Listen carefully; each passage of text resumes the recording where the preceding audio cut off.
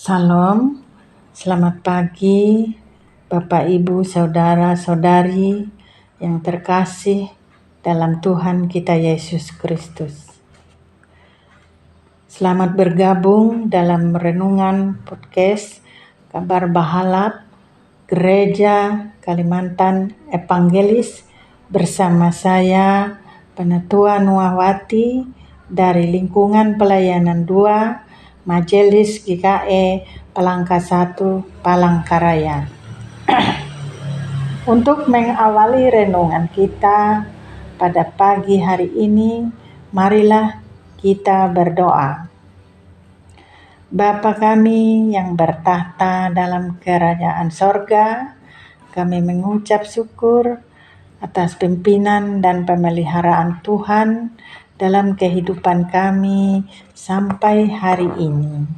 Kami berterima kasih ya Tuhan atas waktu dan kesempatan yang diberikan kepada kami pagi ini yang akan membaca dan merenungkan firman-Mu. Apa yang kami baca ini boleh kami mengerti dan renungkan sehingga tidak berlalu begitu saja. Ya Tuhan, tolonglah kami agar kami selalu bersyukur dengan apa yang Tuhan berikan kepada kami, yang selama ini kami nikmati semua berkat dari Tuhan. Terima kasih Tuhan, doa ini kami serahkan ke dalam nama anak-Mu Yesus Kristus yang menjadi juru selamat kami. Amin. Ibu Bapak yang terkasih, pembacaan Alkitab pagi ini sesuai Almanak GKE terambil dari kitab Perjanjian Lama Habakuk pasal 3 ayat 7 sampai yang ke-19 dengan perikop doa Nabi Habakuk yang demikian bunyinya. Aku melihat kemah-kemah orang Kusyan tertekan. Kain-kain tenda tanah Median menggetar. Terhadap sungai-sungaikah ya Tuhan? Terhadap sungai-sungaikah murka-Mu bangkit? Atau terhadap lautkah amarah-Mu? Sehingga Engkau mengendarai kuda dan kereta kemenangan-Mu. Busur-Mu telah Kau buka, telah Kau isi dengan anak panah. Engkau membelah bumi menjadi sungai-sungai. Melihat Engkau gunung-gunung gemetar, air bah menderu, lalu samudra raya memperdengarkan suaranya dan mengangkat tangannya. Matahari, bulan berhenti di tempat kediamannya. Karena cahaya anak-anak panah-Mu yang melayang laju, karena kilauan tombak-Mu yang berkilat. Dalam kegemaran Engkau melangkah melintasi bumi, dalam murka Engkau menggasak bangsa-bangsa. Engkau berjalan maju untuk menyelamatkan umat-Mu, untuk menyelamatkan orang yang Kau urapi. Engkau menemukan bagian atas rumah orang-orang fasik dan Kau buka dasarnya sampai batu penghabisan. Engkau menusuk dengan anak panahnya sendiri, kepala laskarnya yang mengamuk untuk menyerahkan aku dengan sorak-sorai. Seolah-olah mereka menelan orang tertindas secara tersembunyi.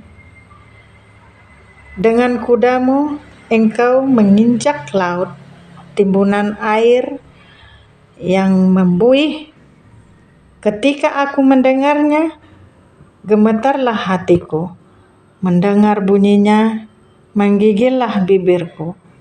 Tulang-tulangku seakan-akan kemasukan sengal, dan aku gemetar di tempat aku berdiri. Namun dengan tenang akan kunantikan hari kesusahan yang akan mendatangi bangsa yang bergerombolan menyerang kami. Sekalipun pohon ara tidak berbunga, pohon anggur tidak berbuah, hasil pohon zaitun mengecewakan, sekalipun ladang-ladang tidak menghasilkan bahan makanan, kambing domba terhalau dari kurungan, dan tidak ada lembu sapi dalam kandang, namun aku akan bersorak-sorak di dalam Tuhan, beria-ria di dalam Allah yang menyelamatkan aku. Allah Tuhanku itu kekuatanku. Ia membuat kakiku seperti kaki rusa. Ia membiarkan aku berjejak di bukit-bukitku. Demikian firman Tuhan. Yang berbahagia ialah orang yang mendengarkan serta melakukan di dalam kehidupannya hari lepas hari. Amin. Renungan kita pagi ini ditulis oleh Vikaris Lisyukensi STH dengan judul Kedisiplinan Allah. Pendisiplinan yang dilakukan oleh orang tua kepada anak-anaknya memiliki tujuan yang baik dalam pembentukan karakter. Tidak pernah ada orang tua yang tidak. Kita pagi hari ini ditulis oleh Vikaris Lisyukensi STH dengan judul Kedisiplinan Allah. Pendisiplinan yang dilakukan oleh orang tua kepada anak-anaknya memiliki tujuan yang baik dalam pembentukan karakter. Tidak pernah ada orang tua yang tidak baik. Ketika mendisiplinkan anak-anaknya berharap akan kecelakaan mereka. Nabi Habakuk dalam doanya memuji Allah karena Tuhan menjawab doanya, bahwa kejahatan tidak akan terus-menerus menang. Semua ada dalam kendali kedaulatan Tuhan. Habakuk tahu bahwa Allah akan mendisiplinkan Yehuda, dan ini bukan keadaan yang mudah untuk diterima. Habakuk belajar untuk menerima kehendak Allah. Ia berdoa, memohon pertolongan dan belas kasihan. Ia tidak berdoa agar dilepaskan dari pendisiplinan yang akan dijalani umat Allah, tetapi ia belajar untuk menerima bahwa Yehuda memang perlu masuk ke dalam proses pendisiplinan dan belajar dari proses itu.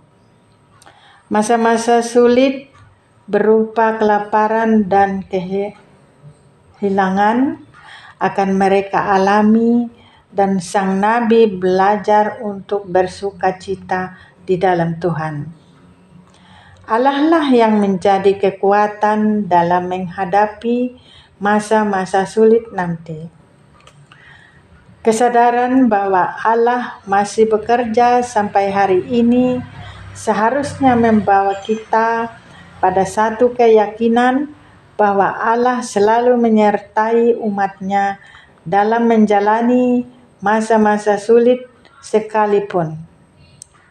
Keadaan berat yang Ia izinkan hadir tidak akan pernah melebihi kekuatan kita untuk menanggungnya. Dalam saat seperti itu, doa yang kita naikkan bukanlah agar kita diluputkan, melainkan supaya kita memperoleh belas kasihan Allah dan kekuatan untuk menanggung semuanya. Keberanian untuk belajar menerima akan memberikan kita pengalaman baru dalam relasi kita bersama Tuhan. Maka dalam keadaan yang tidak baik pun kita tetap dapat bersorak di dalam Tuhan dan beria-ria di dalam Allah yang menyelamatkan kita. Selain itu, kita tetap menyadari bahwa Tuhanlah yang menjadi sumber kekuatan kita pada masa-masa pendisiplinan itu. Dia adalah Bapa yang mendisiplinkan kita dengan belas kasih supaya hidup kita mengalami pemulihan dan pembaruan sepenuhnya di dalam Dia. Demikian renungan kita. Mari kembali kita berdoa. Terima kasih Tuhan atas perlindungan-Mu. Kami percaya Tuhan selalu mencurahkan berkat bagi kami, asal kami taat dan setia dan mengandalkan Tuhan serta melakukannya sesuai dengan kehendak-Nya. Di dalam nama anak-Mu Yesus Kristus kami mengucap syukur. Demikian layanan podcast kita hari ini. Jangan lupa like, komen, subscribe channel YouTube ini dengan bagikan untuk semua orang. Tuhan Yesus memberkati.